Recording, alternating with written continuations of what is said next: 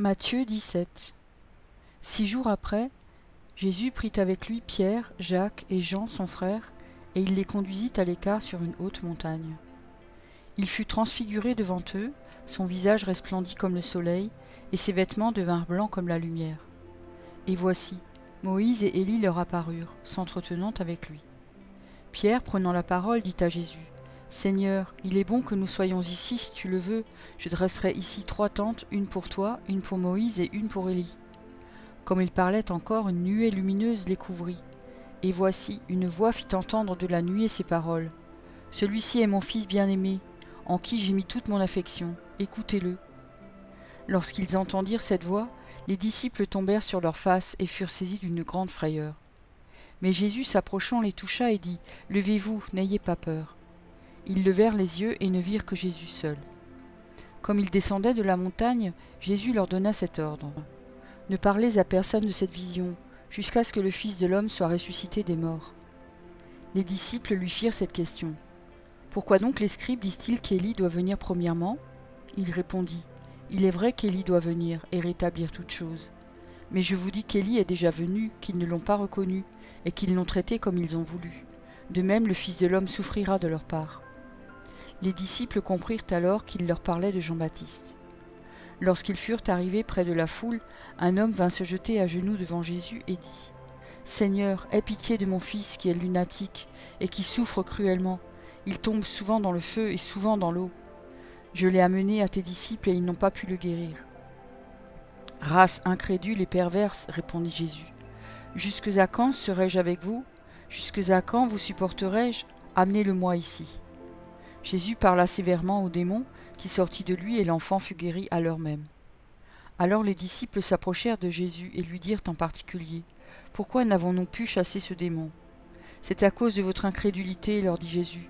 Je vous le dis en vérité. Si vous aviez de la foi comme un grain de sénévé, vous diriez à cette montagne : transporte-toi d'ici à là, et elle se transporterait. Rien ne vous serait impossible. Mais cette sorte de démon ne sort que par la prière et par le jeûne. » Pendant qu'ils parcouraient la Galilée, Jésus leur dit : « Le Fils de l'homme doit être livré entre les mains des hommes. Ils le feront mourir, et le 3e jour il ressuscitera. » Ils furent profondément attristés. Lorsqu'ils arrivèrent à Capernaum, ceux qui percevaient les 2 drachmes s'adressèrent à Pierre, et lui dirent : « Votre maître ne paie-t-il pas les 2 drachmes ? » « Oui, dit-il. » Et quand il fut entré dans la maison, Jésus le prévint et dit : « Que t'en semble, Simon ? Les rois de la terre, de qui perçoivent-ils des tributs ou des impôts ? De leurs fils ou des étrangers ? » Il lui dit : « Des étrangers. » Et Jésus lui répondit : « Les fils en sont donc exempts ? Mais pour ne pas les scandaliser, va à la mer, jette l'hameçon et tire le premier poisson qui viendra. Ouvre-lui la bouche et tu trouveras un statère. Prends-le et donne-le leur pour moi et pour toi. »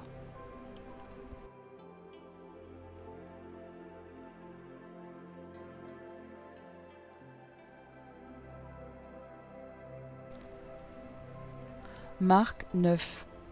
Il leur dit encore : « Je vous le dis en vérité, quelques-uns de ceux qui sont ici ne mourront point, qu'ils n'aient vu le royaume de Dieu venir avec puissance. » 6 jours après, Jésus prit avec lui Pierre, Jacques et Jean, et il les conduisit seuls à l'écart sur une haute montagne. Il fut transfiguré devant eux. Ses vêtements devinrent resplendissants, et d'une telle blancheur qu'il n'est pas de foulon sur la terre qui puisse blanchir ainsi.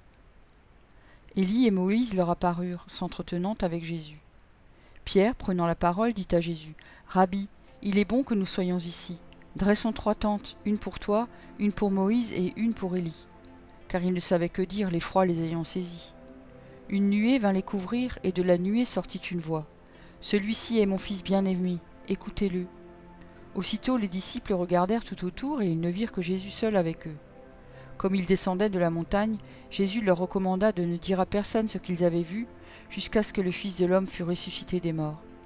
Ils retinrent cette parole, se demandant entre eux ce que c'est que ressusciter des morts.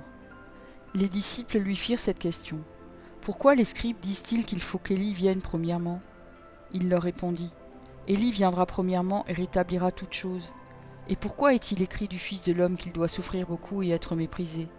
Mais je vous dis qu'Élie est venu, et qu'ils l'ont traité comme ils ont voulu, selon qu'il est écrit de lui. » Lorsqu'ils furent arrivés près des disciples, ils virent autour d'eux une grande foule, et des scribes qui discutaient avec eux. Dès que la foule vit Jésus, elle fut surprise et accourut pour le saluer.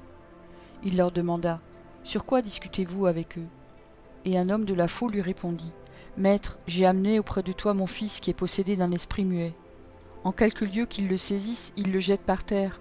L'enfant écume, grince des dents et devient tout raide.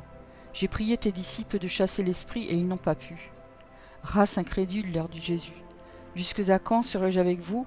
Jusque à quand vous supporterai-je? Amenez-le-moi. » On le lui amena.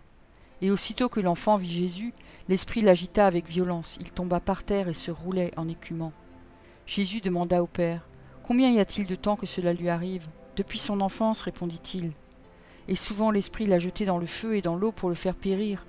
Mais si tu peux quelque chose, viens à notre secours, aie compassion de nous. » Jésus lui dit « Si tu peux, tout est possible à celui qui croit. » Aussitôt le père de l'enfant s'écria « Je crois, viens au secours de mon incrédulité. » Jésus, voyant accourir la foule, menaça l'esprit impur et lui dit « Esprit muet et sourd, je te l'ordonne, sors de cet enfant et n'y rentre plus. » Et il sortit en poussant des cris et en l'agitant avec une grande violence. L'enfant devint comme mort, de sorte que plusieurs disaient qu'il était mort. Mais Jésus, l'ayant pris par la main, le fit lever, et il se tint debout. Quand Jésus fut entré dans la maison, ses disciples lui demandèrent en particulier « Pourquoi n'avons-nous pu chasser cet esprit ?» Il leur dit « Cette espèce-là ne peut sortir que par la prière. » Ils partirent de là et traversèrent la Galilée. Jésus ne voulait pas qu'on le sût, car il enseignait ses disciples et il leur dit « Le Fils de l'homme sera livré entre les mains des hommes. Ils le feront mourir, et 3 jours après qu'il aura été mis à mort, il ressuscitera. » Mais les disciples ne comprenaient pas cette parole, et ils craignaient de l'interroger. Ils arrivèrent à Capernaum. Lorsqu'il fut dans la maison, Jésus leur demanda « De quoi discutiez-vous en chemin ?» Mais ils gardèrent le silence, car en chemin, ils avaient discuté entre eux pour savoir qui était le plus grand. Alors il s'assit, appela les 12 et leur dit « Si quelqu'un veut être le premier, il sera le dernier de tous et le serviteur de tous. » Et il prit un petit enfant, le plaça au milieu d'eux, et l'ayant pris dans ses bras, il leur dit « Quiconque reçoit en mon nom un de ces petits enfants me reçoit moi-même, et quiconque me reçoit, reçoit non pas moi, mais celui qui m'a envoyé. » Jean lui dit « Maître, nous avons vu un homme qui chasse les démons en ton nom, et nous l'en avons empêché parce qu'il ne nous suit pas. » « Ne l'en empêchez pas, répondit Jésus, car il n'est personne qui, faisant un miracle à mon nom, puisse aussitôt après parler mal de moi. Qui n'est pas contre nous est pour nous. Et quiconque vous donnera à boire un verre d'eau en mon nom, parce que vous appartenez à Christ, je vous le dis en vérité, il ne perdra point sa récompense. Mais si quelqu'un scandalisait un de ces petits qui croient, il vaudrait mieux pour lui qu'on lui mît au cou une grosse meule de moulin et qu'on le jetât dans la mer. Si ta main est pour toi une occasion de chute, coupe-la.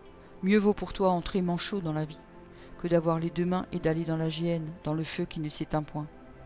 Si ton pied est pour toi une occasion de chute, coupe-le. Mieux vaut pour toi entrer boiteux dans la vie, que d'avoir les 2 pieds et d'être jeté dans la géhenne, dans le feu qui ne s'éteint point. Et si ton œil est pour toi une occasion de chute, arrache-le. Mieux vaut pour toi entrer dans le royaume de Dieu n'ayant qu'un œil que d'avoir 2 yeux et d'être jeté dans la géhenne, où le ver ne meurt point et où le feu ne s'éteint point. Car tout homme sera salé de feu. Le sel est une bonne chose, mais si le sel devient sans saveur, avec quoi l'assaisonnerez-vous? Ayez du sel en vous-même, et soyez en paix les uns avec les autres.